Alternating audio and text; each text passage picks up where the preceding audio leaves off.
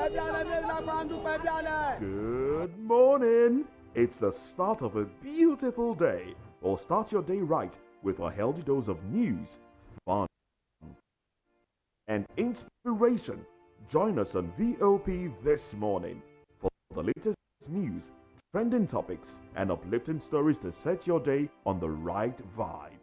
From news and current events to lifestyle and entertainment, you are covered. Showing from 7 to 9 a.m. Monday through Friday on VOP TV. VOP TV. Now you have more than a voice.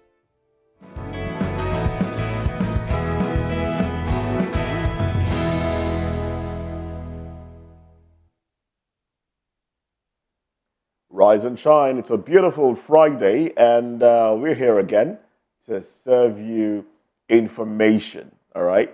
You know what they say about information? Information is currency. Information is power. All right. Welcome to the program. It's VOP this morning on Voice of the People Television. I am Moses Humphrey. And I'm Fina Okechukwu. Welcome to today's show. Like Moses Larry said, today is Friday and it's also the 18th day in the month of October. October is quite running. Thank God it's Friday. Yeah, it's 18 running. Days 18th already. You know, but you're welcome. I think it's a little slower. Oh, for me it's running.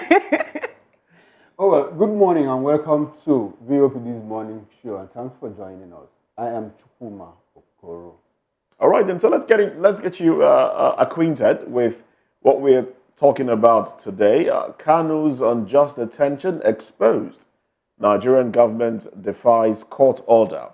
We'll also be looking at new state alert. New states, new problems, some say, as bill passes second reading. That's the bill for the creation of another state. Oh, well, that and more, of course. Fina? Yeah, talking about more, Nigerians residing along the River Benue Basin and River Niger has been urged to relocate to safer grounds as rising water levels increase, fueled by heavy rains and dam releases. This also poses a severe flooding threat to the people residing in those areas. And, the Nigerian Hydrological Service Agency, NIHSA, advised immediate evacuation, warning of impending floods due to excess water from the Lagodon Dam in Cameroon and local dams too. Authorities continue to manage water flows from Kainji and Jeba dams to mitigate risk. Meanwhile, the federal government has shared 1.298 trillion naira in revenue for September 2024, distributed among federal, states, and local government. The allocation includes statutory revenue, value-added tax, and exchange rate differences, with the notable increases in oil and gas royalty and excise duty. The federal government received 424.86 billion naira, while 453.724 billion naira went to the state, and local government received 329.864 billion naira. And then this one, I would like to ask this question. The local government autonomy, when some people are still talking about how their own local government elections are not that free and fair, with this morning, I'm talking about 329.864 billion. Will it be sent to the local government chairman now, or is it going to still be, controlled by the state governors? Well, I think they have a joint. There's a JAC. They have the JAC. So, yeah. From what we have right now, the monies will still be sent to JAC and then distributed to the local, the LGs. Whoa, I think Fina is asking in the light of the fact that there's a Supreme Court judgment, yes, and there is a decision now not to send monies to states that have not conducted local government elections within a time frame of 90 days. That's 3 months. But a lot of them are still conducting elections. A lot of states they are struggling to meet that threshold, the timeline, 90 days. But the question will be, has this particular money is going to be hanging? I think they has to. Hanging on 3 months. Where is it going to be hanging? Is it 3 months already? It's not 3 months. So that is, I think the 3 months will expire on 30th October. So states who have not conducted their own election will still have access to this money. Within this period. Yeah. Yes. So the caretaker committee will still be the one. Yes, they are still sending to them. All right. That is why they are rushing to. Last count we have conducted about 9 or 10, Abia is coming up on 2nd of November, and a couple of other states before the end of this month. Someone also pushed theirs to January 2025. They quoted they wanted to have a credible election to be the reason why they shifted the goalposts. But we're looking at another flood, another warning here in Nigeria, and how Nigerian government have told the people to evacuate, to move over, relocate from where you are to another place. These information happens every year. I start to think that low plains probably should be designated uninhabitable places. I mean, if some of these areas, depending when governments will find a way to channel waters appropriately, I think a lot more should be done, because if Cameroon, I mean, it's nobody's fault that the water is overflowing its banks. The rains have been heavy. I was driving on Third Mainland Bridge the other day, and from where I was looking at the other side, I could see that the water level has risen. It was very obvious that it had risen. Now, you may not overflow the bridge. Yes, the bridge, but then it's risen, and that's affecting water levels around the nation. All right, the rains are heavy. Dams are being released, both in Nigeria and Cameroon. Government should look for a longer-lasting solution. Maybe provide a channel. In the absence of that, people should, some of those areas should be declared uninhabitable, so nobody bothers. Will people's ancestral home, people's ancestral home be declared uninhabited? Remember that we're talking about people's village. People were born in these areas. This is their village. Is it their fault that they find themselves in that area? If it's people's ancestral home and there is need for them to leave that place for safety reasons. To be alive, to even own the ancestral home, there is nothing wrong with that. But my own concern is, if you're asking people to relocate to safer and higher grounds, how? IDP camps. Which one is higher ground? Which one is safer ground? You move a family of 6 to which higher ground? I guess. I mean, like Fina rightly pointed out, the people's ancestral home. You saw what happened in Lokoja the other time in Kogi State, where the house of a former senator, Dino Menyelaya, was even submerged. So, under that circumstance, if Dino wasn't living in Abuja or he had a house in Abuja, where would he relocate to? That's why I said maybe IDP camp. But Moses also took it up from my mouth. The appropriate thing to do is for government to find a lasting solution to this problem. Because I recall in the past 7-8 years, if I'm being modest, this problem has persisted. Of course. So for how long are we going to contend? How much longer are we going to contend with this particular problem? I mean, in other parts of the world, they have natural disasters. Some of these things, even though they are monitored, you can't control them. All right, they are uncontrollable. But this one can be controlled. But even when you can't control them, there are safety measures. Safety measures, yes. That you can apply. But my own is, if the government is saying they should relocate, government should please, I'm begging them to please, set up a well-conducive environment where those people who happen to There's be no way an IDP camp can be conducive. I'm talking about building them. If you want to evacuate them from here to here, since we already know that there's a plane, they should set up even structures. in other climes, they have makeshift camps. Sometimes they use school compounds, they use parks. These are makeshifts. You can't build a structure if you're not building for people to inhabit in terms of living in. You don't build a structure and say, okay, this is an IDP camp for when there is a disaster. I don't think that's appropriate. Moses, sorry, let me go a little personal now.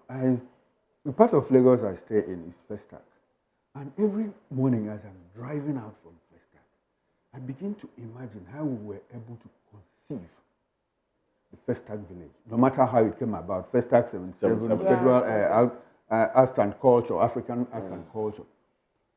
That place is huge.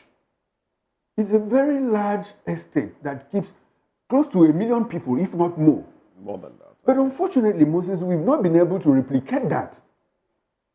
After how many years? We have that also in Game Village in Abuja, Exactly. I mean, in a place like Lagos, where we have accommodation issues in Lagos.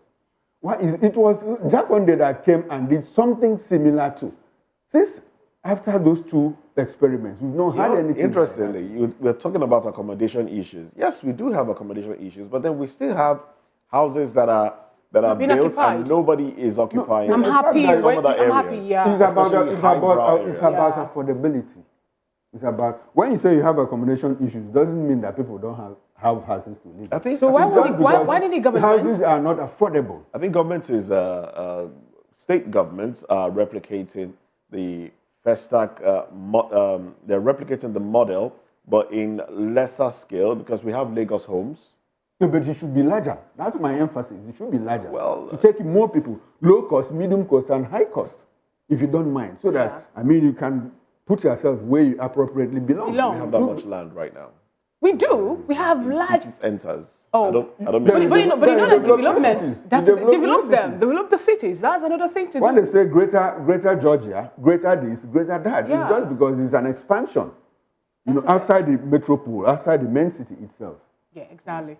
But in a related development, the Nigeria's aviation compliance rating saw a significant boost, rising from 49% to 70.5% after the signing of the Registration and Export Request Authorization (IDERA).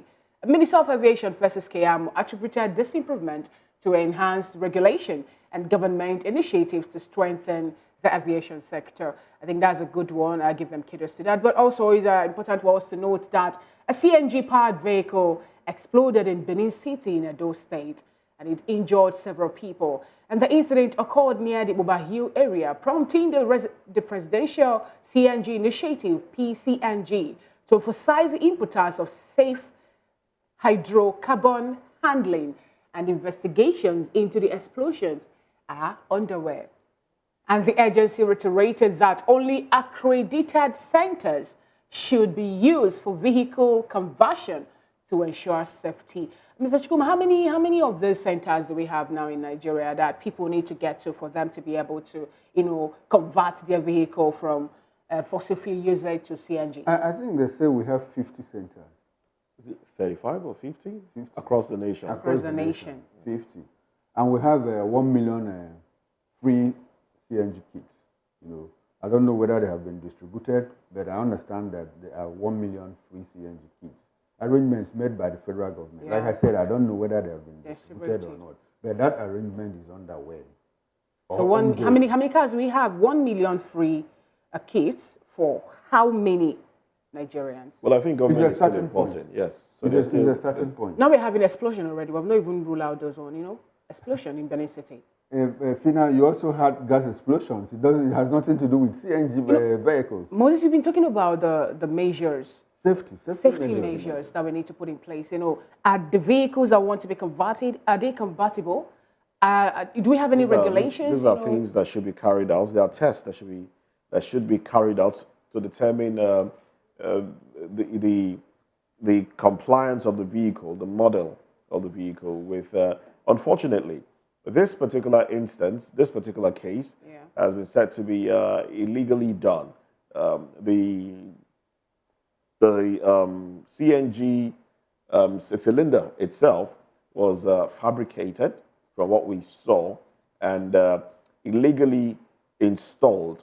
So it speaks to the fact that people are beginning to cut corners.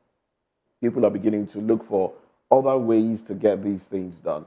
If it's not a registered site, and this also should address the issue of government making available more centers where people can just drive in, get their vehicles assessed, and get them installed, get the CNG kits installed. And if they're going to pay for it, it should be subsidized largely. I know we still have free kits, but it should be largely subsidized so people will not start thinking of other ways, because the price of fuel is astronomically high. You recall that there was this period of conversion of PMS power generators, to gas power generators. Yes, well, how long did that last? It didn't last because there were pockets of explosions here and there too.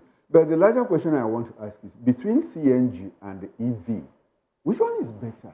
EV Electronic is. vehicles. EV is. But then do we have power? Do we have availability of power? That's another one. As the batteries. Anytime we... But EVs also explode. Explode, yeah, it does. Anytime we do this gyration, calisthenics about how we can move forward as a country. Do you know where it brings us back to? The issue of energy, power generation. But Adilapo Because told there us is that not- Nigerians are not talking about a fuel increment because we have a sustainable power supplies now in Nigeria. Sorry, That was- Fina, that was what he told if you want me to take on Adelabu, that will not be now. But please. now wait till you know, talk. So because our problem revolves around power generation. Of course. There is no way you can industrialize. There is no way you can increase their GDP. There is no way you can improve standard of living without having, Without first of all fixing power. the power sector. Indeed. Fixing the power sector. So it's Indeed. a clear, present, and existential threat to our survival as a people. And the earlier the government starts to focus on that direction, the better for all of us. Talking about the government focusing on that direction, in another development here in Nigeria, former President Goodluck Ebele Jonathan has voiced concern over Nigeria's growing political instability, attributing the crisis to controversial court rulings. Speaking at the 67th birthday celebration of legal luminary Mike Ozohume, Jonathan criticized judgments that have destabilized the political system, including a recent ruling allowing a ward chairman to expel a national party chairman. He urged the judiciary to maintain independence and protect national stability. You have what you want to say. You're smiling. Yeah. You're smiling. You're smiling. It's actually on your face. You're smiling. Absolutely not. It's we're singing the same song. The judiciary has been infiltrated, unfortunately, and they are churning out judgments that is confusing the populace, confusing the people. Before now, we used to talk about precedents. Now you see judgments, and you're wondering where are they hinging this on what, it's confusing. So I think the elder statesman is just reiterating the concerns of Nigerians, especially any Nigerian that wants development, that wants growth, especially within the political space, will be concerned about the way things have been going. The way things have been going, you mean? Just yesterday we heard about how Ayedatiwa wrote out 775 point something million naira for fence and gate. But now again, in Akwa Ibom State, they've come under... What has that got to do with the judiciary? We're talking about how the political class are actually, making Nigerians to understand that things are extremely hard.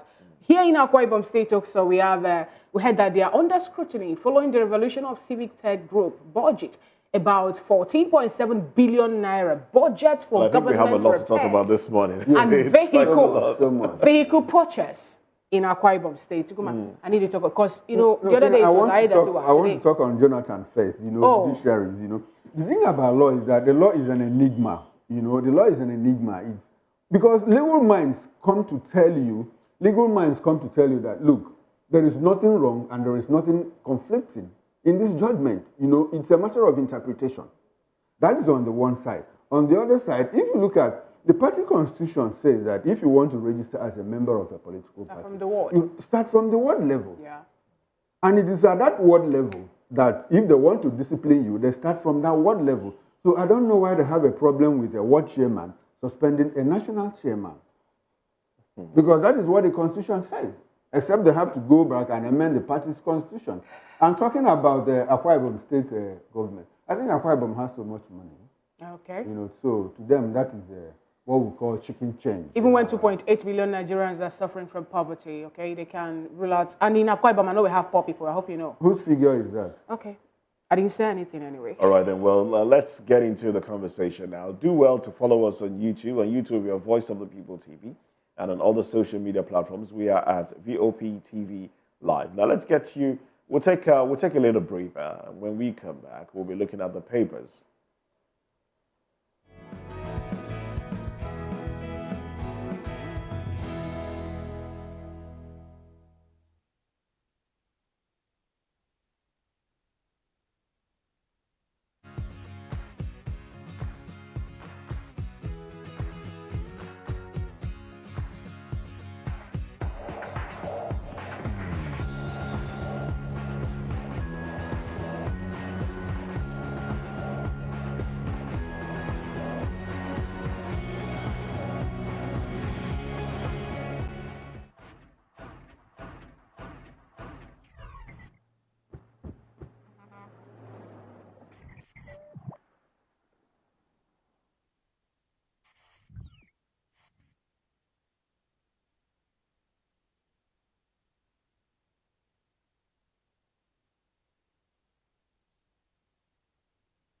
Thank you so much for staying with us. It's still VOP this morning. It's time for us to look at the front pages of the national dailies. We have the Vanguard, we have the Punch newspaper, the Guardian, and a whole lot more. And I would like to start off this morning looking at the cover page of the Guardian newspaper that have the banner headline to be #EndSARS protest at 4. A spectre of abuses, bad leadership, still haunting 4 years after. The story is on page 4 and 5 of the Guardian newspaper. And then we have a pictorial. That pictorial have a hand with a seal holding a woman. Okay, that's a judiciary, but I wouldn't want to say that's a woman, like, they have a sword and blinded. And we have on that particular pictorial that precedes panel recommendations, end SARS, #end bad governance. And I will have a whole lot of webs and the book also by. And beside that pictorial, 129 million Nigerians living below poverty lines, says World Bank. FG orders residents to relocate from flood-prone River Benue and Niger areas. The story is on page 30 of the Guardian newspaper. APC accused of meddling ahead of 2027 polls at PDP LP reel from internal crisis. JAMB relaxes admission age policy for 2024-2025 academic session. Ex-senior calls storm PSC over alleged abandonment and poor pay. The story is on page 30 of the Guardian newspaper. Revenue shrinks as FG and state and local government shares 1.298 trillion naira. The story is on page 3 of the Guardian newspaper. Bills for independent candidacy. New South State scale second reading. I'll take that again for clarity's sake. Bills for independent candidacy.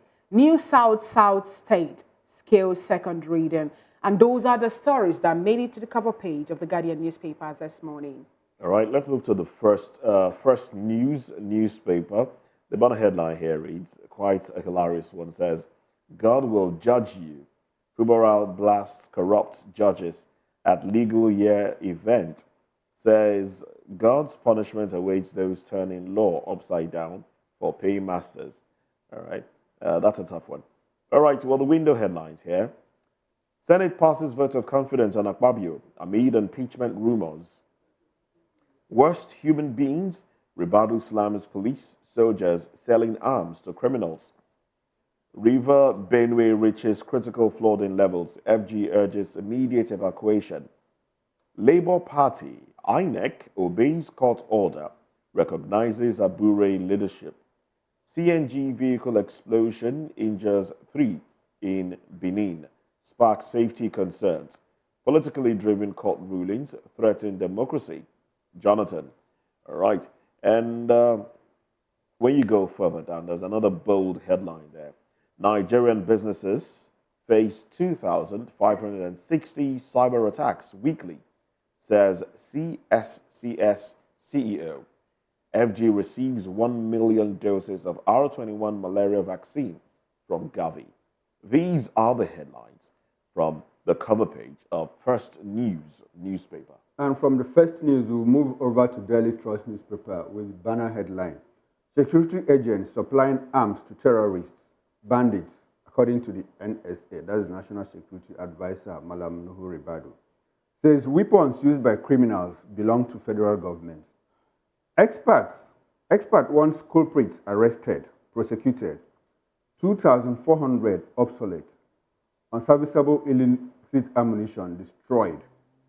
The window headlines read, flood, federal government urges Benue, Niger, riverine communities to relocate. I'll take that again for emphasis.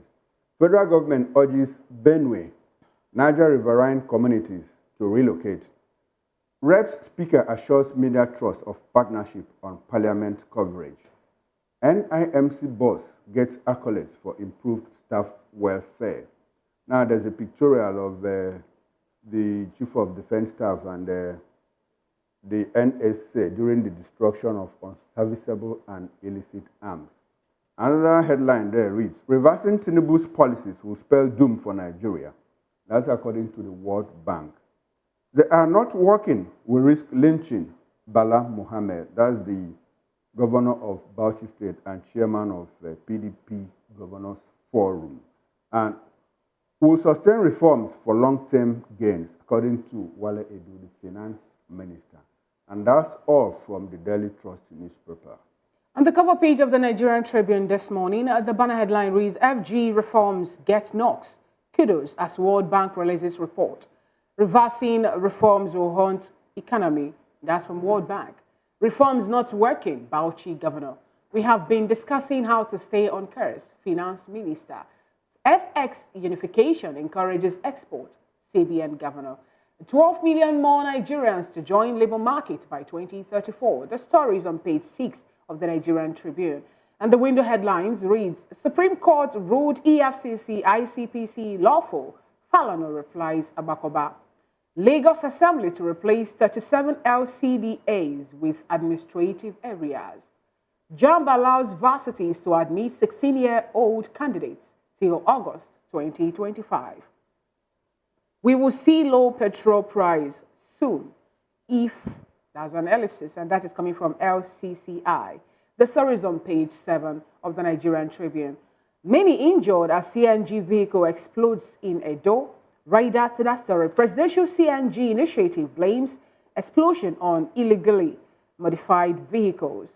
FG receives 846,000 doses of malaria vaccines, targets 13% reduction.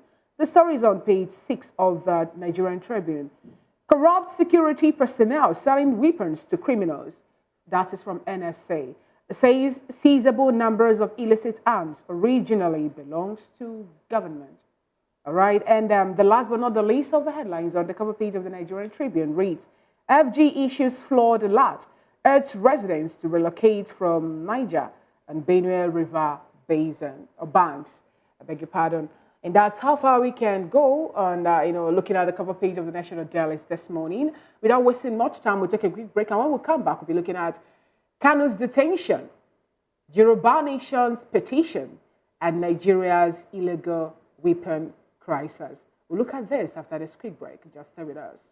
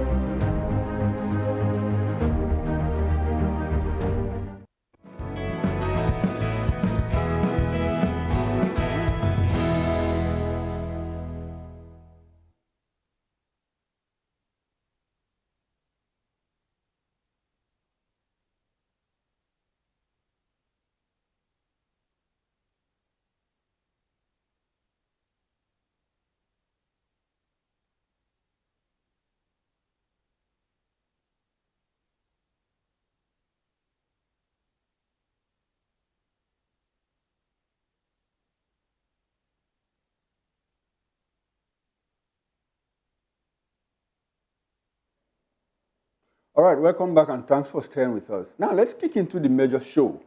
The indigenous people of Biafra, IPOB, has accused the Nigerian government of defying court rulings by continuing to detain its leader, Nnamdi Kanu. Despite multiple judgments in his favor, Kanu remains in the custody of the Department of State Services, DSS, since his arrest and extradition from Kenya in June 2021. IPOB claims Kanu's detention persists due to his firm stance on actualizing the Biafra nation. Oh well, IPOB issued a statement on Thursday by its media and publicity secretary, Emma Powerful. He said, despite court judgments in favor of Kanu, the Nigerian government has continued to detain him. Powerful lamented how Kanu has been detained by the DSS since June 2021, when he was arrested in Kenya and extraordinarily renditioned to Nigeria. Whereas Yoruba Nation agitator Sunday Igboho has petitioned UK Prime Minister Keir Starmer, urging him to support the creation of a Yoruba nation. The petition delivered on behalf of Yoruba leader Professor Adebanji Akintoye seeks UK intervention in establishing a sovereign state for the Yoruba people. This follows sustained advocacy efforts by Akintoye and Igboho, who have also cautioned the Nigerian government against pressuring the British High Commissioner over the petition. Yet, nothing is practically done in that regard. Meanwhile, National Security Advisor NSA Malam Nuhu Ribadu has revealed that many illicit weapons circulating in Nigeria originally belonged to the government. During an armed destruction exercise in Abuja, Ribadu condemned the involvement of corrupt security personnel in arming non-state actors, pledging decisive action to address the nation's security challenges. We are joined in the studio this morning by Barrister Asim Adams, a political analyst, and Mr. Dele Fanimo, a reporter and VOP in-house analyst. We also have virtually Mr. Jide Ojo, who is a public policy analyst. Gentlemen, thanks for joining us on this morning show. And welcome. Well, we do understand that Jide Ojo has not joined the conversation yet, but as soon as he does, we'll bring him on. All right. Now, Barrister Asim, as a lawyer, can you take us through briefly, the court judgments or the court rulings that have said, let Nnamdi Kanu go, and why is the federal government still detaining him? Well, thank you very much. We know that the Kanu's, trial, etc., has been a kind of very controversial from his arrest, and his rendition back to Nigeria, and the trials has been a kind of a kangaroo kind of setup. I think I have to use that word. What I mean is this. In the first instance, the state, before you arrest somebody, we were thinking that you should have concrete proofs, what we call proof of evidence, that are substantial enough to sustain a criminal charge. Kanu was brought to Nigeria, first of all, on terrorism. Secondly, we found some other issue like armed dealings, etc., as case may be, then succession, etc. So the prosecution, they were not really too sure of where and how to couch the charges against, Nnamdi Kanu. That is number one. Number two is that at a particular point in time, you find out that, courts were giving, judgments, rulings in his favor, to the extent that a particular court where constituted Nigeria, asked that Kanu be released, not just on bail, he should be released and let him go home to breathe the fresh air of Nigerian freedom. But before you knew what was going on, in the next 2, 3, 4 hours, they will concoct some other charges again and bring him before another court. And we were asking the question until the judge who was handling the matter, I think she recused herself now, but we found out that this particular judge, even though the defense, complained about, her partiality, etc., as the case may be, she kept on, sitting over the matter for a very long time until she recused herself right now. But on the whole, I think the Kanu's trial has been a gambit. It has been a political, fiasco Why do you say so? and a Barrister harakiri for Nigeria, democracy. Yes, why I say so is this. It's not far-fetched. Now, let me say with due respect, you see, when you keep somebody in detention and you now ferret, you now go out to ferret for evidences to prosecute that person, then it becomes anathema to the Constitution. Two is that under our Nigerian Constitution, a man that is charged of an offense is presumed innocent until found guilty. But the way they have been treating this young man is that he's been found guilty already. And that is the reason why we will not allow him to go. Even when they say grant bail, before you know, somebody will come from nowhere and bring fresh charges. What does that make the judicial system, Barrister Adams? Because they are the ones accepting or taking up all these charges, like you just said now. If this continues, where does that leave the judiciary in Nigeria? The judicial arm of government in Nigeria is right now in a trial period, and this is not the best time for us to even chronicle and profile, what I feel, are things, are debilitating factors that held them down. But I believe that the era of brave judges or activist judges on the bench is over. I was discussing something like this the other day, and I said, if we had people like, the late Oputa, people like Sowebimo and the rest of them, Ututus or Basekis, you have people like Mohamed Bello, Mohamed Bello, a lot of people, former CJN of Nigeria, and so many of them who were activist judges, who were brave during the military era to tell the military, look, we want democracy, do this. And they pontificated in that particular, hallowed chambers in the Supreme Court. We lack them right now. If we had people like that in the judicature today, I believe that this Nnamdi Kanu'S case would have been taken care of. That is number two. Number three is this. The preferential, or maybe the different, treatment is receiving. In the sense that you find that I think it's being profiled, this is my opinion. I feel it's being profiled because of the fact that it is from a particular, section of the country that the Nigerian political galacticos, do not feel that they want to make relevant. And they don't even want to see anything come out from that area. Now, the charges against Nnamdi Kanu borders on what terrorism, etc. as case may be. But it has been convoluted. In the case of Sunday Igboho, as the case may be, Sunday Igboho, we had charges of terrorism against him. His men went, before a police station at, Bodija in Ibadan, pulled down the Nigerian flag and hoisted, the Yoruba Nation flag. In Ibadan, we read these things. I was not there, but I read on newspapers, etc. before they invaded his house. But how he escaped? And today is now even hobnobbing with the Prime Minister of UK, etc., or their whatever they call it, is dumbfounded. I really cannot say. Now, the question I've asked is, the charges against Kanu is going on in court. What about Sunday Igboho? What has happened to those criminal charges that were placed on him? What happened? We only heard he ran to Benin Republic. Why have they not extradited him? Like they did Nnamdi Kanu back to Nigeria. He's in UK. He's becoming very prominent, moving up and down. So these are things that are anathema, and the reason why I feel that, there's a selective amnesia, in dealing with these two cases. The last one I want to say in this particular whatever is that there's a Wadume who was a terrorist.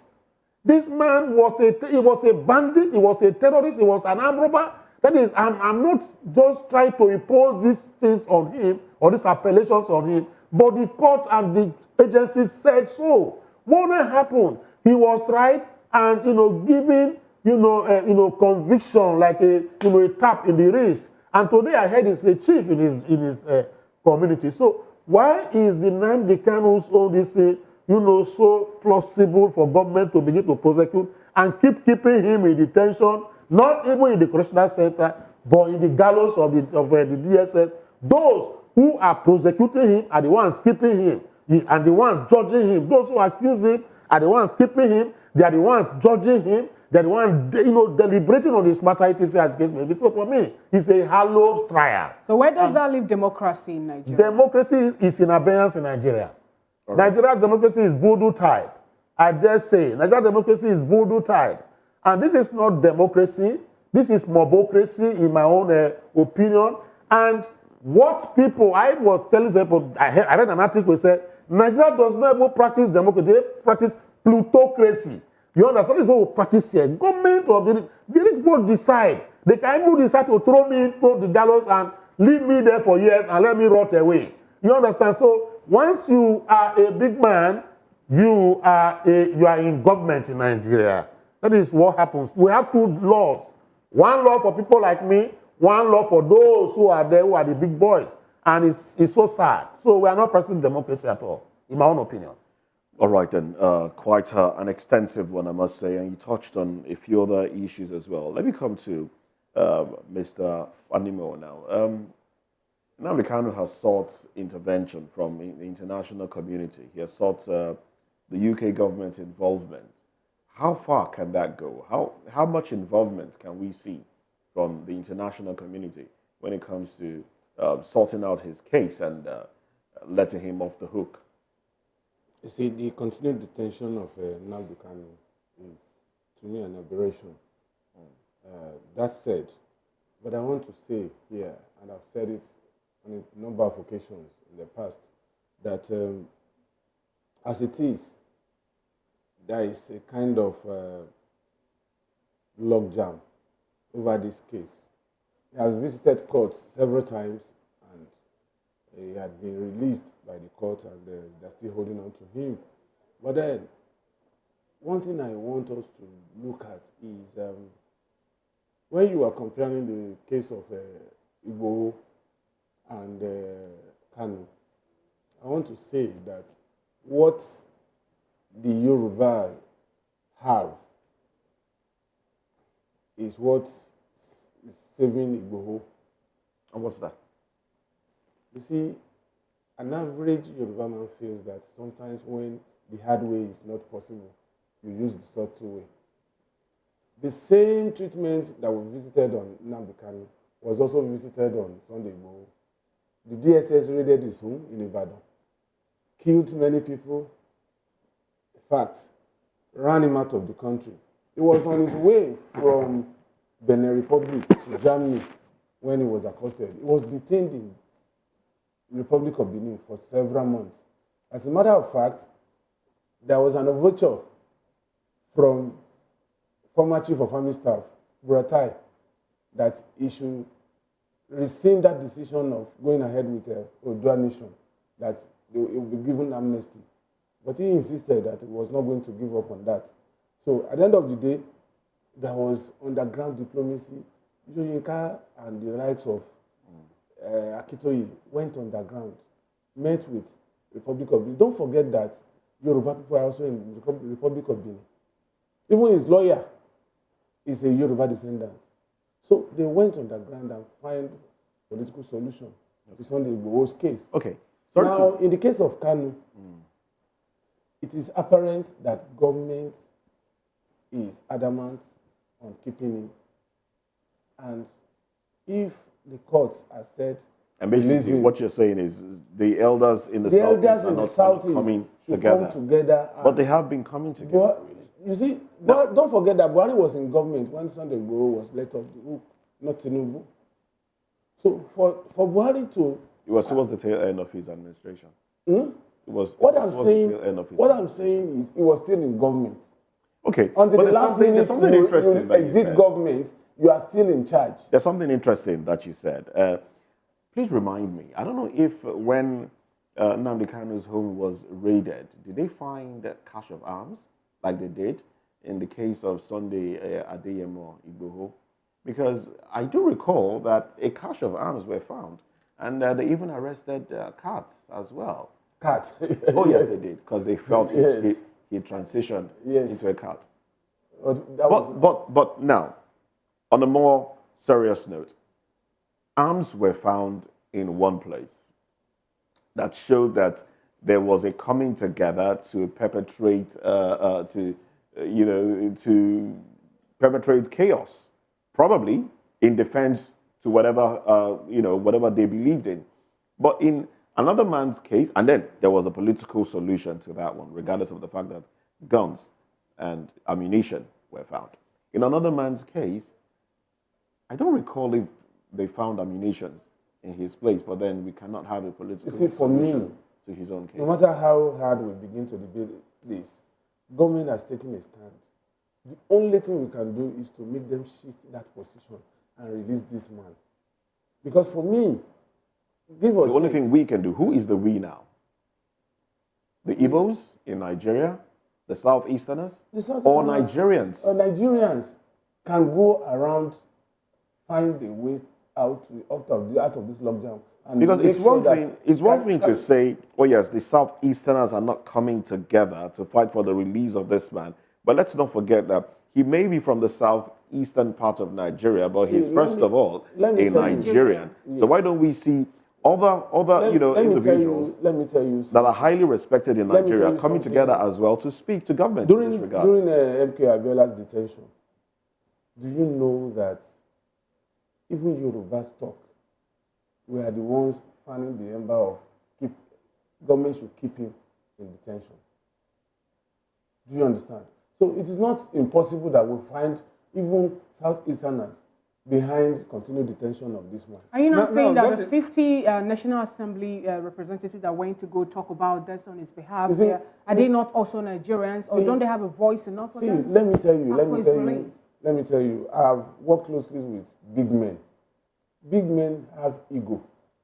When you confront them and you make it an open thing, you are not going to get the result you desire. Are we looking at ego or confrontation or judgment and justice what I'm that saying, Nigerians also deserve? You see, at the risk of this academic exercise we are having here, I have seen it several times happen that if I offend you, if I go to you privately to say, now this is the position and this is why I did this and did that, you have that listening here. But the moment another person is with me, you don't want your ego bruised. You will take a hard stand on me. What I'm saying in this is that rather than go and do open show and bring cameramen, bring journalists to say we are pleading for Kanu, there are other ways you can go about it without even having any media presence. My aim here is that this man, they should find a way to make sure that it's released. It is only when you are out there that you can prosecute your case properly. I want to ask, is there anything the Igbo nation has not done to ensure the release of Nnamdi Kanu, both privately, both publicly? We have some prominent Yoruba men that have asked the government to release Nnamdi Kanu. We even have prominent Northerners ask the federal government to release Nnamdi Kanu. Yet, the same government remains adamant. Now, if you put it side by side with the Sunday Igboho issue now, Sunday Igboho, like Moses rightly pointed out, catch of arms were found in his house. Yet, he's not been charged with terrorism. He was in Benin Republic. He was not renditioned back. He is in the UK now campaigning for the actualization of the sovereign state of Yoruba. The only thing the federal government has done is to dismiss it that, look, the UK will not accept this petition.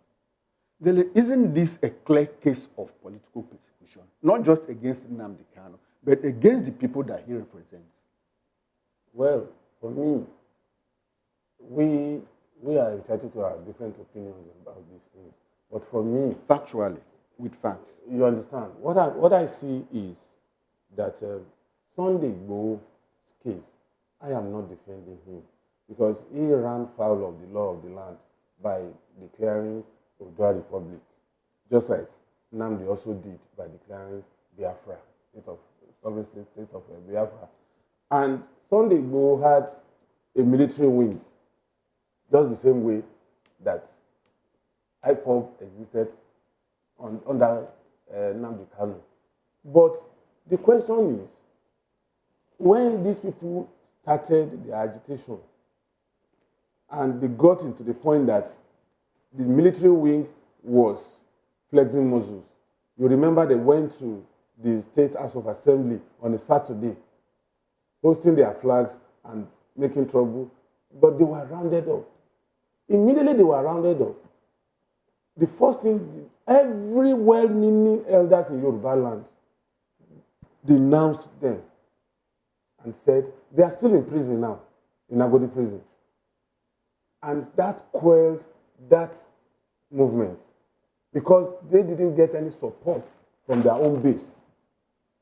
But Igboho is going ahead with the agitation. Even writing petition to cast them out. Igboho can write petition. You understand? Igboho can agitate. It's still within his rights. But today, you can't find an army around Igboho. You understand? Are there armies around Nnamdi Kanu? But IPOB is still claiming that they are offshoot of IPOB, you know, is indigenous people of Biafra, which also have their own registration. But they have been profiled. And also recognized. Wrongly profiled. Wrongly because a court also asked the federal government of Nigeria to pay a certain amount of money to IPOB for prescribing them here in Nigeria. But what I'm saying is they are still being profiled as the military arm of this agitation for Biafra state. Sometimes they deny involvement in crimes in that region. But sometimes they own up. We have seen videos where they'll say that we are doing this. When this man was attacked, Ifeanyi, the late Ifeanyi, they said they were behind it. And that because Ifeanyi, you see, except that we don't want to be neutral about these things. I am not saying what Igboho did was right. Nobody's saying that you're saying that. I will not sit here and say that Nnamdi Kanu at a point was right in his agitation. But what I'm saying is, at the long run, if nations go to war, they still come back to round table to resolve issues.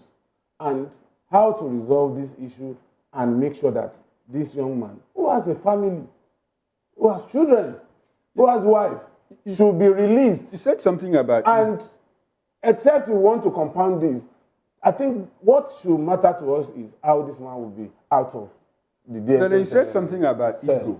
And what I understood by that ego, I don't know if that is the perception you have, that Nnamdi Kanu has not... I'm not saying Nnamdi Kanu has an ego.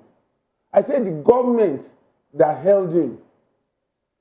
I gave that analogy based on the fact that government that held him would not want to be seen as acquiescing to all those people that are going in the morning with cameras and everything, journalists. But the same government acquiesced to the demand to let Igboho go. That is the question we are asking. My personal, the point of it is that, was there any visitation to Buhari before Igboho was let on the hill? No, even if it was underground. No, I'm asking you. But you also admit that it was possible that some people had gone underground. Exactly. So you understand? And we also understand that why don't we encourage people? That some Igbo people have also been going underground. Even across the divide, you said Yoruba, Hausa, and Igbos are going to visit the government to ensure that it's released. They should continue. So why would the government now not take the people that are coming underground, but now prefer to show off ego for those that are coming publicly? My question is, do you think, if you put both cases side by side, do you think Nnamdi Kanu is being persecuted? Politically persecuted, or whether politically or legally? Because the same government... If it's legally, it has to do with the law, and thank God a lawyer is here. But this same lawyer said that the court of competent jurisdiction asked for Nnamdi to be released. So why hasn't the government released him? What I'm saying is, it is wrong for government to still hold him on legal grounds. And politically, is it right for them to hold him? Politically, it's best for the government to decide that. So are we not working with the political rights or wrongs? Even when we have the justice, we have the rule of law in Nigeria, and we have the justice to be the only thing leading, since we are a democratic state or nation. I have said it here, and except we want to put another round of words into my mouth. All right, now I Governments. All right, Barrister, let's get into it. Yes, I think you see, these things are, yeah, for me, it is pure selective amnesia. Legally speaking, first of all, let's go there. The Court of Appeal, the Federal High Court, discharged Nnamdi Kanu. The Court of Appeal also affirmed that decision of discharge, even though he was not acquitted. But when you are discharged, you are not acquitted, the court can still bring charges. I mean, the state can still bring charges against you. But in Nnamdi Kanu's case, when he was discharged, I said, go home. Court of Appeal. We were thinking, even if it's just 1 day or 2 days, obey that Court of Appeal order, release him based on, what the court has said. Because the Buhari AG, the AG Fed, Adoke, or what is it Adoke they call that young man, the AG during Buhari's time, said that it is the court that will determine Nnamdi Kanu's fate. No problem. What's his name again? Fagbemi came in and when asked about, he said it's the court that will determine Nnamdi Kanu's fate. The court decided and determined. I said, go. But they kept him after the court had made pronouncement, while they were trying to ask court to, look, obey court order. For 3 weeks, he was in the gallows of the DSS. And for that 3 weeks, the AG Fed had to move around to appeal that particular, appeal court, judgment. The Supreme Court of the land even said that the way he was brought into Nigeria was an illegal way of doing things. But he always said that let that matter be taken back, to the lower court, where it's for proper trial, as the case may be. We felt as at that time that the Supreme Court, if we had some very brave, judges like I mentioned before, would have asked the young man to go home, then whenever discharge him, not acquitted. When you discharge him, I believe that the government will now come back with fresh charges and bring him properly before the court. But the Supreme Court now said, go back to that lower court, go and start your trial again, de novo, from the beginning. That is number one. Number two is that prominent people, Igbo people, met, Buhari, Ohaneze Igbo people, what's his name? Nwayanwu was there. Even Emeka Anyanko has gone there. Is it Kalu has gone there? Then you have this man, Ben Wabweze. Professor Ben Wabweze is like, like the one Akintoye we have in the Southwest. That's a professor like himself. But Professor Ben Wabweze is more known and prominent, with due respect to Akintoye, in the Nigerian political lithosphere. He also went before, Buhari. Then the Uwazirike, that is not the Masob leader, but the elderly Uwazirike, who is late now, who was, the President General of Ohaneze Igbo, the whole world, when they said, President, my own son, please, if you can release Nnamdi Kanu, let me see him before I die. That was an emotional statement. And when we were thinking that Buhari will do something, or maybe the state will do something, he just laughed over it. And some months after the man made that statement, the man died. All those who clamor for the release of Nnamdi Kanu from the South, the prominent people are all late right now. If you look at the list, you know what I'm telling you. Then you now look at, let me tell you the reason why we are saying that the Igboho and the Nnamdi Kanu's case is this. When this particular issue started, number one, immediately Nnamdi Kanu was, arrested, the whole of the Southeast was cordoned up with troops of, Operation One Thing, as they call them. Is it Pofada, as they call them? But when Igboho, before Igboho ran, to Benin Republic, and those people who went to that place to hoist their flag, at the police station, they were arrested. Why was even Oyo State alone not cordoned off?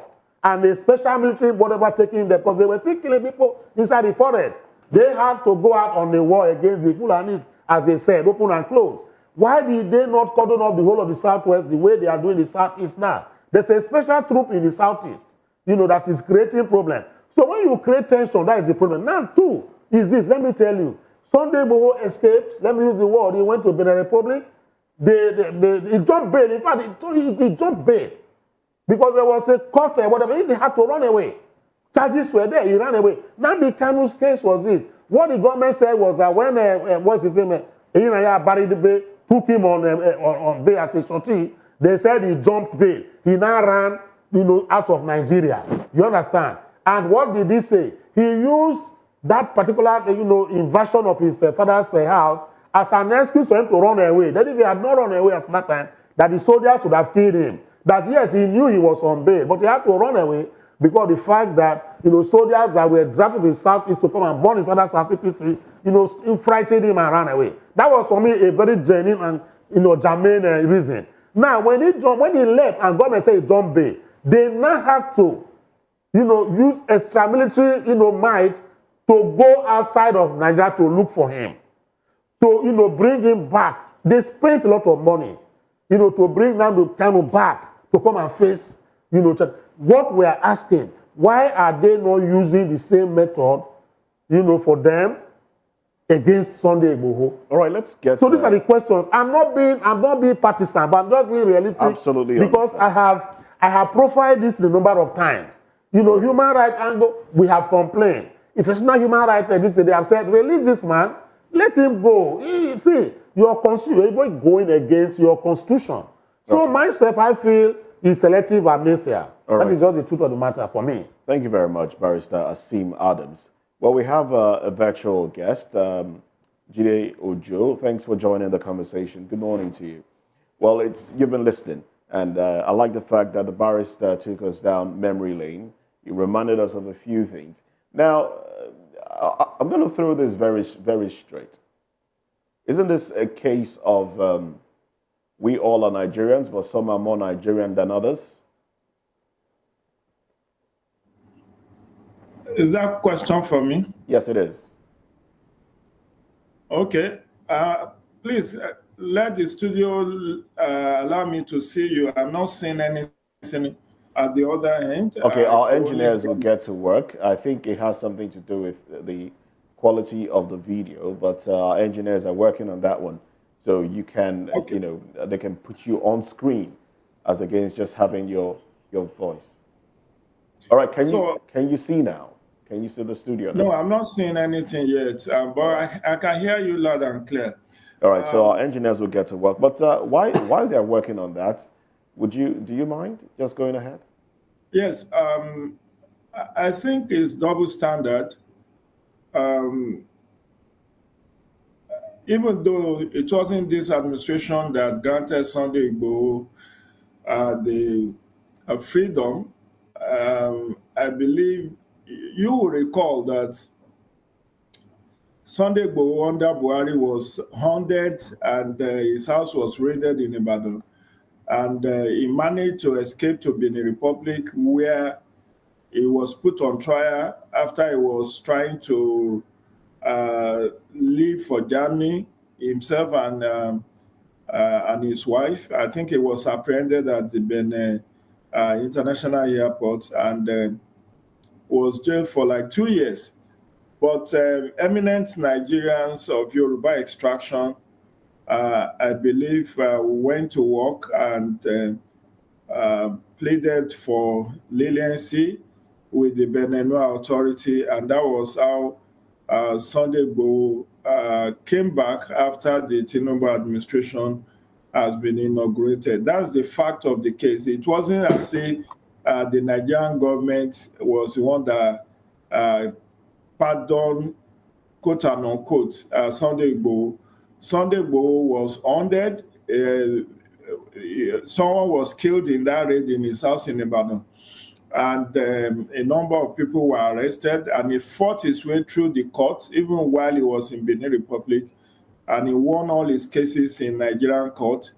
But the Benin authority apprehended him, jailed him for like 2 years, and he was eventually released to go to Germany, where he, quote and unquote, hibernated till Tinubu government came to power. So Tinubu administration could not arrest him because he won all his cases in the Nigerian court. even while he was in absentia, he sued the DSS and the security authorities of Nigeria. But having said that, and that's just setting the record straight about Sunday Igboho. Having said that, I still strongly believe that the solution to Nnamdi Kanu's release is a political solution. It cannot and should not be done singularly through the court. All the people I have known who were either militants in Niger Delta or the agitators in the Southwest, starting from the current Ààrẹ Ọ̀nà Kakanfò, Gani Adams.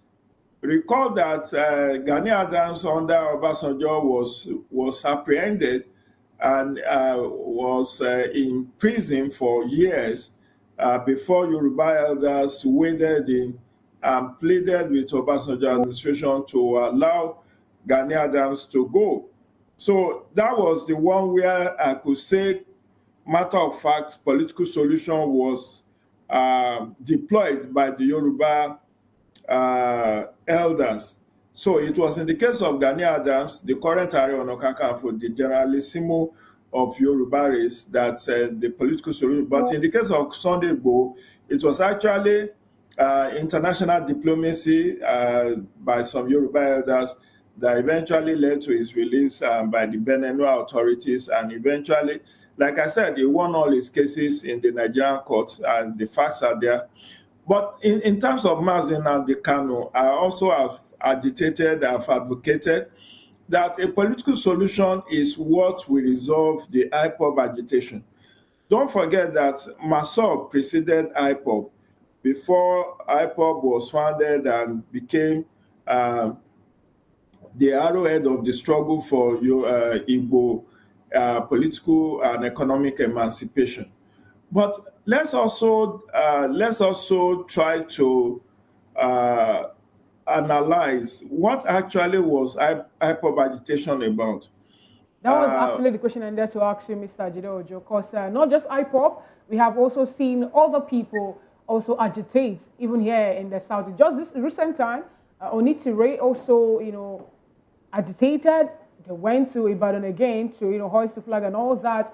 And people are still agitating, and they have what they are clamoring for, which is marginalization, bad governance, and a whole lot more. Now, do you think with the arrest or this detention of Nnamdi Kanu, the agitation is going to die down anytime soon? Do I think the arrest and agitation what? Do you think with the arrest and detentions that the agitations are going to die down soon? The people who are agitating secessionists, do you think their agitation or their quest in any way is going to be mitigated or die anytime soon?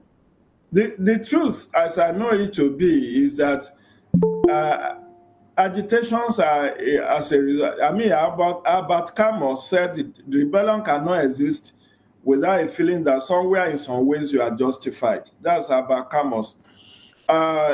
Agitations, before you butted in, I was trying to lay the foundation, as I know it to be, of the IPOB agitation, which is that there was this perception of marginalization and discrimination against the Igbo nation and political exclusion. Now, if you look at the economic angle to it, the successive government have been trying to resolve the economic agitation. And that's why, even as against the initial freedom slip, I want to call it, by Buhari in 2015, that he cannot give same attention to those who gave him 95% of the vote. He cannot give similar attention to those who gave him 5% of the vote. And everybody felt it was referring to the Igbo nation. And obviously, people criticized him for making that statement. And we know the fact speaks that the second Niger bridge was completed by Buhari administration. Even when Jonathan was there, he didn't do it. So I think the economic issue has been looked into. I'm not saying that maybe sufficient attention has been paid, but even as we speak today, it's an Igbo man that is the Minister of Works, and you will see that just a couple of months back, Tinubu administration signed into law the Southeast Development Commission. Just the same day he gave the Northwest Development Commission. So I'm just trying to calibrate what the agitation is about. That at least some of the grievances are being looked into. Sorry, But Mr. Ojo. the main issue is the political exclusion. For me, is the political exclusion. Yes, I want to say something. All right, yes, I want to say something. You said that there was a perception about marginalization. Don't you think it was real that the Igbo nation was clearly marginalized? And you just said that the second Niger bridge was completed during the tenure of Muhammad Buhari.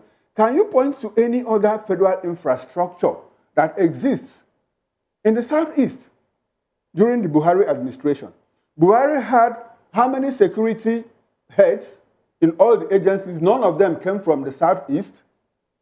Even in the present government, how many people from the Southeast are serving in this government? That wasn't the case during the Obasanjo and Jonathan and even Yar'Adua administration. So, like I said, I asked, was the marginalization not a reality in the light of the few things that I've just pointed out?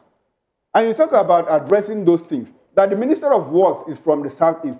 How many of the federal roads in the past 16 months have been constructed in the Southeast?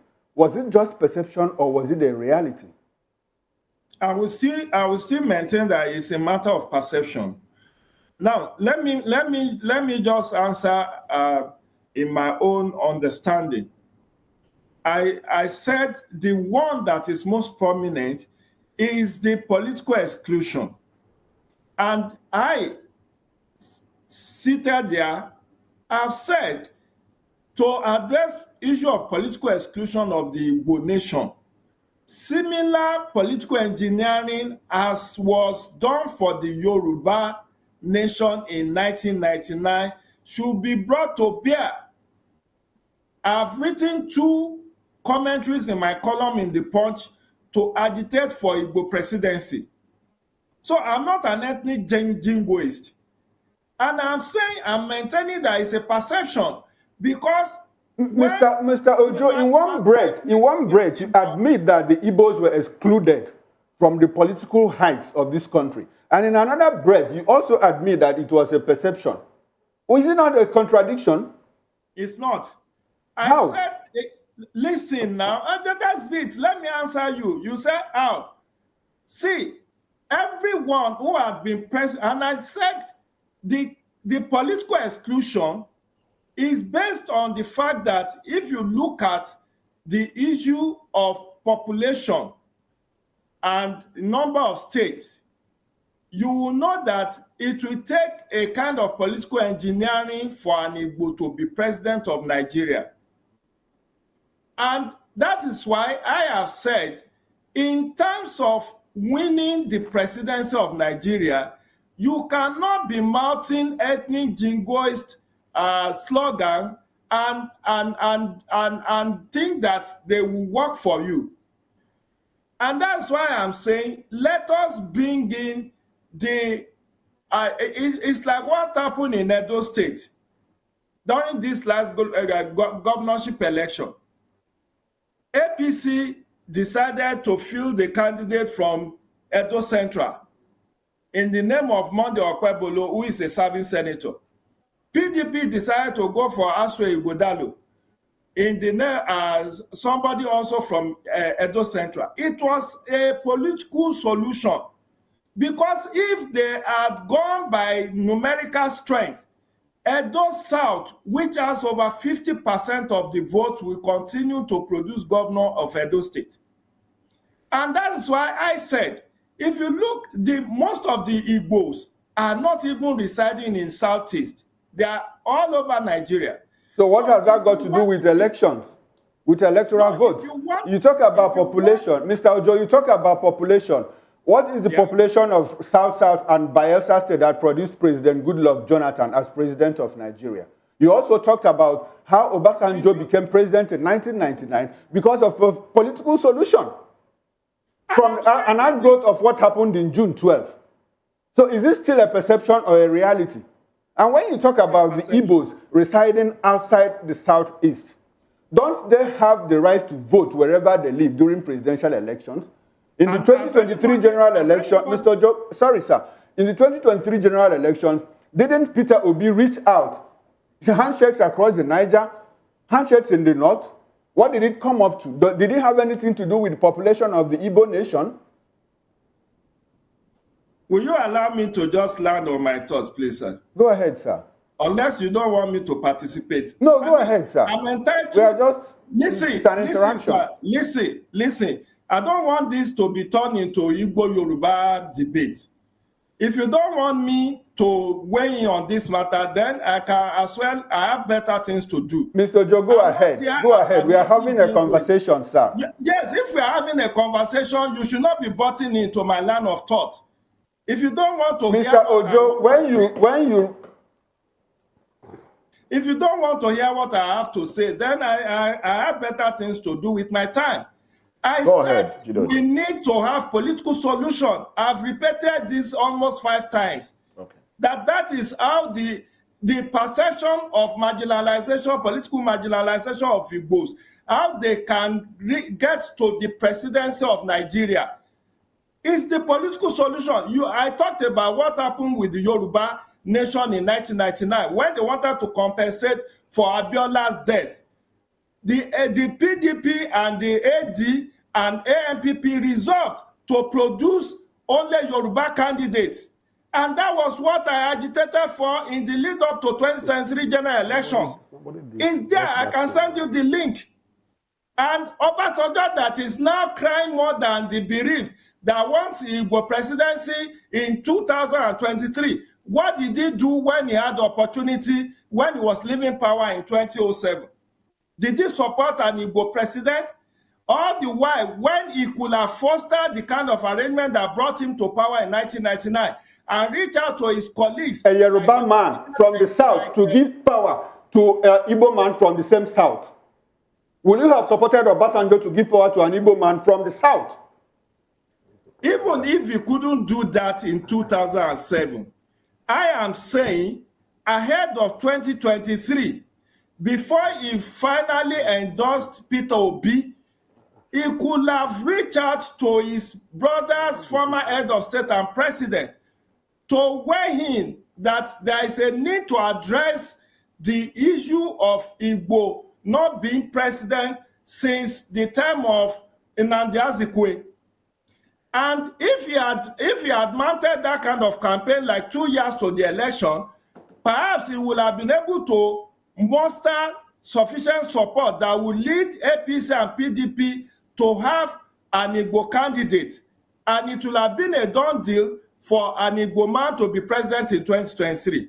And I still believe that is the pathway to having an Igbo president in Nigeria in the nearest future, unless we tinker with the constitution and gave a rotational presidency among the 6 geopolitical zones, or we decide to alternate formally between north and south, and then the advocacy in the south will be a Yoruba man has been president and a South man has been president.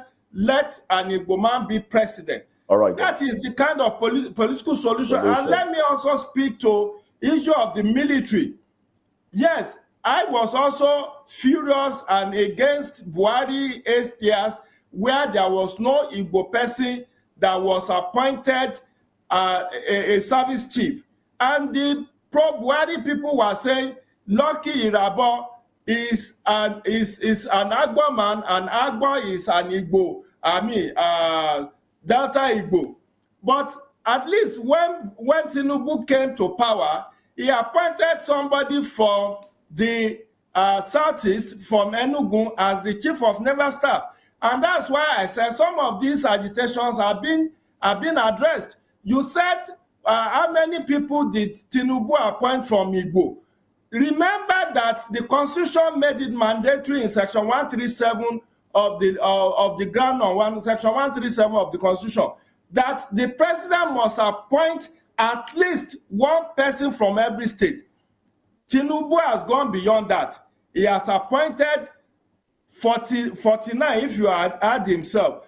The only thing he did not do was to give Igbo an extra slot after the one that went around everybody. And of course, he is right to do, it's a kind of political brinkmanship that none of the Southeast states gave Tinubu up to 5% of the vote. And he could possibly have done the additional slots that he gave the other zone on the basis of their contribution to his electoral success. I'm sure even if an Igbo man were to become a president today, he may not as well be very equitable the way we are demanding from other states. But I still maintain that the solution to our nationhood, because you will ask yourself, my brothers in the studio and my sister, why would Yoruba people still be agitating when they have a Yoruba president? And in the last 25 years, we have had 2 Yoruba persons as president. So the agitation goes beyond politics. That even if you have an Igbo president today, may not even in itself solve all the problems of Igbo. Because I was in Bayelsa during the 2011 or 2015 election, and I saw that the road from Port Harcourt to Yanagua was in a very deplorable state, despite the fact that it was a South person, a former governor of Bayelsa, that was the president. And as at that time, it was also a South person, somebody from Edo State, or Meme, that was the Minister of Works. Why did they not fix the East-West road? All right. Why was the East-West road not fixed? Okay. Obasanjo was president of Nigeria from 1999 to 2007. He did not fix Lagos-Ibadan Expressway. He did not complete the Ibadan-Ogbomoso, Ibadan-Oyo-Ogbomoso road. Even the overhead bridge that he started, that crossed Lagos to Ota, he did not complete it. And that was why when he left the presidency, he was being stoned. They were throwing sachet water on him and said, what did you do for the Yoruba nation in the 8 years that you were there? So let us understand this very well, that yes, I am all for political inclusion. And I will really support and advocate for Igbo presidency. But let's also be dispassionate that even when all of this is done, it will not be a panacea to the economic suffering of average Nigeria. All right, then. The Buhari administration was president for 8 years. His governor in Katsina State was almost shedding tears on TV when bandits was running rings around the state. All right, then. And we must answer this state of conversation. emergency. Yeah. So what did Buhari presidency Right, do to the Northwest people or the people of Katsina State? All right. Okay. We appreciate you for your thoughts there, but we must anchor this conversation. I was going to ask you. I mean, if not for this elaborate, take, I was going to ask you. Dovetail into another conversation still around security. Now, the conversation around the National Security Advisor Nuhu Ribadu, who was cursing yesterday, talking about 7 policemen, 7 security agents stealing weapons and selling to criminal elements, bandits, Boko Haram, and the rest, weapons with which they have used to kill Nigerians. And he did say that a chunk of those weapons in the hands of these criminal elements belong to Nigeria, belong to the federal government of Nigeria. And then he was cursing. Do you think cursing is enough? Should there be more measures to take? Because we're talking insecurity now, all right? Should there be more measures to take? I'm going to go round, so I'd like your take in a few seconds. so I can come back to the studio to Dele Fanimo and Barrister Asim Adams. So again, I'm not yet seeing you people in the studio. So I wish Now, the problem is the backlight. I think the backlight in your video is making it difficult for us to carry. So when we go on this break before the next topic, we will appreciate if you can change the positioning of your camera so we can take you better. Okay, I'll do that. But let me quickly weigh in on the question you asked me about Nu'Ribadu's confession. This is an open secret. Let's not deceive ourselves. Way back in time, over 10 years ago, a Major Akubo, and you can fact check me on this, Major Akubo in Kaduna was caught selling weapons to bandits, to Boko Haram insurgents. A major. So, and several times people have been caught, moving ammunition and selling it to bandits and armed robbers and all of that. But the problem is not to agonize. It is to take concrete measures to block and to ensure that weapons in the armory of Nigerians are well secured, and that there are measures, security measures to deployment of these weapons. Because whether we like it or not, corruption is pervasive in Nigeria. You cannot All right, then. Entirely maybe block this kind of thing, but it should be almost impossible for it to be done. So if the military authority, the police authority knew that weapons are being stolen from the armory and being sold to criminal elements, why have they not taken more stringent measures? Because it also happened with the Nigerian police. We have to thank you very much. Do not account for some of the weapons that were procured for them. All right, then. Thank you very much for landing there. Now let me bring you back to the studio quickly. Illy. On the yes, your thoughts NSA's, on it. Your thoughts on it, yes. Honestly, I am not denying the fact that such things would have been happening. But it was not right for the NSA to say that in the open when the media was present. I'll say this because the office of the NSA is very, very powerful, and such statements should not come from that office at all. It shows that he has indicted that office, he has indicted himself by making that pronouncement. Even if it exists, it's like a general going to war and suddenly, without caution, waves the white flag, which is for surrender. Because that was exactly what he did yesterday. You don't think it's out of frustration? What could have frustrated him to that point? You know how big the Office of the National Security Advisor is. He's the custodian of the security of the nation. The next person after the president when it comes to security issues in Nigeria. It's just like the director of CIA giving up and openly announcing that Russian invasion has overwhelmed America. What is now left for America? So don't you think it was a flippant statement from him? Don't you think the fact that some people who are supposed to help out, in helping to curb the issue of this, so he has to tell them in the open, fingered now to be the one sponsoring this? All right, then. What I would have expected for him to go underground and do due diligence and intel. Okay. Bring people to book. It is at that point that we now make announcement to the world that we went underground. We were able to fish out those who are involved in this trade. Of course, the few ones that were caught were just mere. It's just like you catch a courier, drug courier, and the baron is still there. Okay. All right then. Barrister, please, your take in about a minute. I think I agree with my brother here, Fanimo.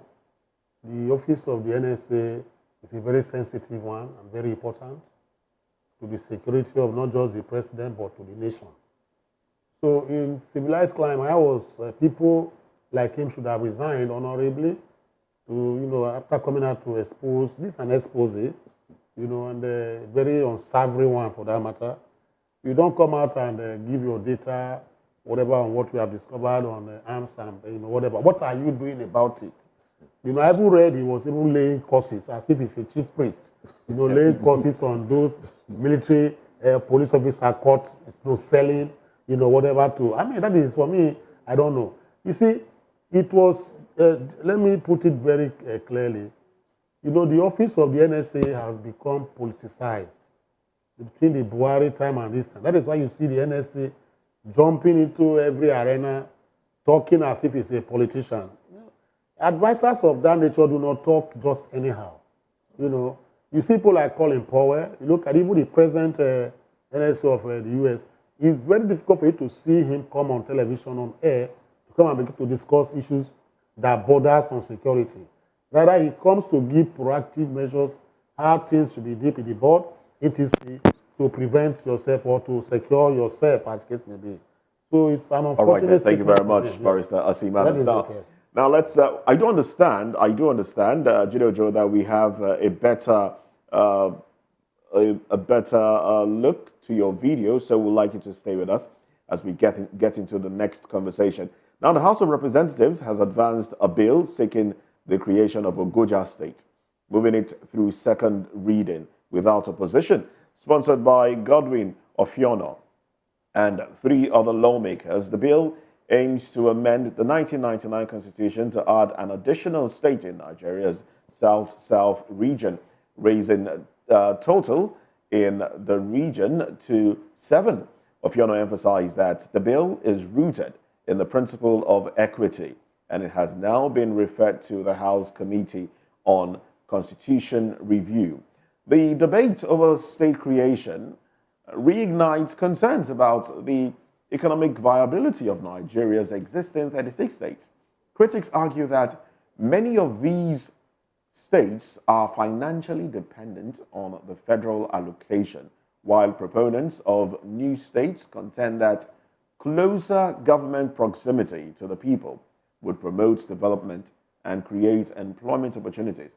Oh well, past experiences highlight challenges like boundary disputes, increased governance cost, and potential violence over resource allocation, raising questions about whether new states would truly benefit the nation. Well, state creation in Nigeria dates back to the military era, beginning in the 1960s. Oh well, let's get into the conversation now. Let me start with you now, Jide Ojo. Creation of new states. We've had these conversations being mooted since the beginning of this administration. We've had people talking about more states in the southeast, more states in the south-south. In fact, some parts of the north too have talked about having more states. Do we need more states really? Is this about allocation of political positions, allocation of resources? Which one? Is that what we need at this time? Well, I don't think that's what we need now. I'm opposed to it. We cannot continue to bifurcate and divide the country into smaller units when the existing ones are not being well resourced. 36 states that people are even saying should be merged, that what happened in the banking sector should happen where we merge some of the states or go back to regionalism. So if the National Assembly is now busying itself with creating more states, I don't think that is desirable. It is wasteful. It's expedient. It's not logical. And I think even if they do the abracadabra to have it passed, the president should not assent to that. I know that politicians look forward to the next election, but you cannot. You cannot be creating states when the existing ones are barely. In fact, many papers, only about 10 states have shown their willingness to pay the 70,000 minimum wage. So, when you now have more states that this issue of welfare of citizens will be paramount on, I don't think so. I think we are okay with 36. If we cannot Right. match, then let it be, and let's amend the constitution to make these states viable and to work for the citizens of those states, rather than to continue Creating to more. establish more bureaucratic centers that will be wasteful and only serve the interest of the political class. Now, I would like to also stay with you, Mr. Jude. You talked about creation of more state not being what we need at this point. Is it that these lawmakers are not aware, given the fact that Nigerians are talking, or even the present administration is talking about cutting down on cost of governance? You know, with the creation of new states, we will have new House of Representative members and new senators also. And with that, the number of people we have in the National Assembly will increase. That also is more like having another added cost on that cost of governance. There is no justification that will make me to support having more states. That's my own personal opinion. I don't think it's expedient. I don't think it's logical. I don't think it will add any value. Because like you said, even though I know the political class do not always think logically, they think about how to stay put in power. Otherwise, we shouldn't even be seeing the establishment of all these development commissions when we have state governments that are in dire need of these resources to develop their states. Good. But you can see what Tinubu is also doing now, signing into law new development commissions. Southwest is about getting its own. Right. And I'm sure North Central will get its own. So, and they are also establishing universities when they don't have the money to fund the existing universities and tertiary institutions. Thank you, Mr. So, Odo. Thank you very much for your thoughts. We are pressed for time, so let's come back to the studio so that we can wrap up the show. Mr. Delefanimo, it's all right. this is the third time we are having a bill sent to the House of Representatives by members, asking for a creation of state. The first one was by Ned Nwoko for Anioma State. The second one was by Amo Bioga for Etiti or Equity State. And now we have Ogoja State by Ofiono. Out of these three requests, which one do you think should be granted by the federal government? Let me tell you, I would not even support creation of state at all. But we're talking Even about when the You are South, talking about even when the South has only 5 states as against 6 and 7 of others. no South. Southeast. Southeast. I meant Southeast. I know where you are taking me, and I wanted to cleverly avoid it. I brought you back. Now let me be sincere with you.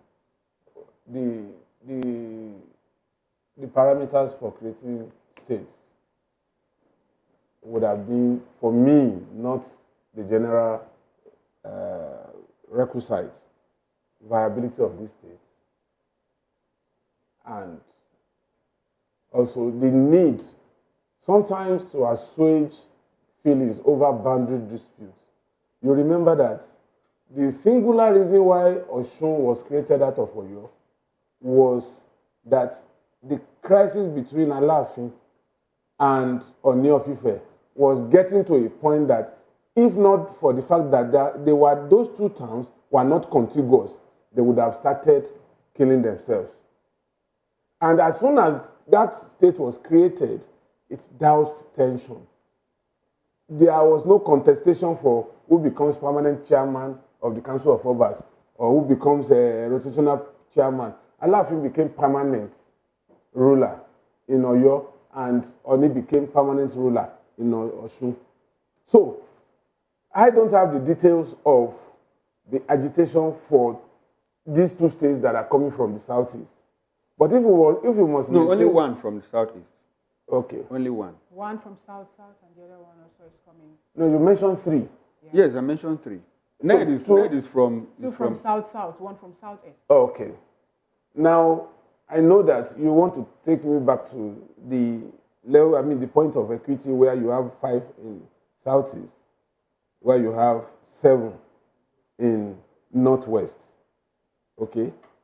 But, except maybe I am wrong, and I stand to be corrected by the barrister seated here. You see, state creation under a political dispensation is almost impossible. The route they are going, is it possible for the National Assembly to create a state without recourse to that section of the Constitution that says that for a state to be created, you must have the affirmation of 2/3 of the state's assemblies? Mr. Fanimo, as an analyst, if you were to give, let's give you the power to give these 3 states. Which one would you approve? I don't have the power assuming. Let's speculate now. to speculate Yes. on which one should be granted. And on what basis are we looking at this? You tell us. Equity, fairness, and also how to also move To balance. Strike a balance with this. I don't think I have opinion on this. I'm sorry. That's all right then. Barrister, that's okay. That's okay. Don't have any say on it. That's okay. Barrister, let's have your take on this. Part 2, Section 8, Sub 1 of the 1999 Constitution, brings an impossible, road map to creation of state. No civilian, dispensation has created any state successfully. It's only military that have created most of the states that we have today, or all of the states that we have today. The reason is not far-fetched. The reason is because of the fact, a lot of people talk about viability of states. What is viability of states? States are just like companies. If you don't have a good manager for your company will run down. If you don't have a good governor for your state will run down. There's no state in Nigeria today that cannot, stand on its own if they eliminate corruption or reduce it to the barest minimum. Nigeria is one of the countries in the world that has so many endowments in terms of natural resources, etc., manpower, as the case may be. I'm just trying to go there. But periscoping what is happening right now, the only particular region that needs a state is the Southeast. If we are talking about equity and balance, if we are talking about Section 14 sub 3, that says anything that has to do with distribution, appointments, anything, we look at it from an equitable angle so that all parts of the country will feel a sense of belonging. At this point in time, the poor people emasculation and subjugation, politically and otherwise, if the state, apparatchik, had the powers to emasculate and subjugate the economic potentials of the Southeast, they would have done that. The Southeast is the only area, if we call it region, that I will say needs a state. The South-South, where I come from, do not need a state. They need good governance. A state in the Southeast will not bring development to the Southeast. Even though if you create a state out of the South-South, even if you create a state of the South-South, that state will be viable. But I don't think they need or we need a state in the South-South. It's just all political gerrymandering and, trying to talk about things. The Southeast, I have asked this question. One particular region has 7, another one has 6. Why should the Southeast have 5? If we want to bring equity and balance as per Section 14 sub 2, then why 7, why 6, why 5? All the regions should have, an equitable whatever. It's either you collapse 1 or 2 of the states in the area that has 7 to make it 5, 5, 5, or you create 1 in the Southeast to make it 6, 6, 6 and collapse that one for equity to reign supreme. But I am telling you, you know what has happened? That the executive and legislative organogram in Nigeria today is skewed against the Southeast. The agitation has become rife again because it's South-South. But before now, we heard about the Adada state, etc. from the Southeast. Why and how should the one that came from the South-South pass the second reading? Or whatever the second reading? The other one that was from the Southeast, I don't know which reading, where is the half reading that it is. These are questions we have to ask ourselves. I know that, let me tell you that section 8 sub 1 is like the camel's head passing through the eye of the needle for creation of states. But if all things were to be equal, the Southeast deserve one state to tip the balance. To understand the only area. This will be a good place to encourage. That should have. Thank you very much, Barrister Asim Adams. Thank you for your time and your thoughts. Thank you. Dele Fanimo, VOP a reporter and VOP in-house analyst. We thank you very much for your time as well. And Jide Ojo, political analyst. Thank you very much. Development consultant, author, and public affairs analyst, Jide Ojo. Thank you also for your time. My pleasure. Well, this is a good place to anchor the conversation today at 9 o'clock. A few minutes away, we'll be looking at the papers. We'll go deeper into headlines from the dailies. Join us again. On behalf of the backroom staff and my colleagues, Chukuma Okoro, Fina Okechukwu, I am Moses Humphrey. Wishing you a beautiful day. Bye for now.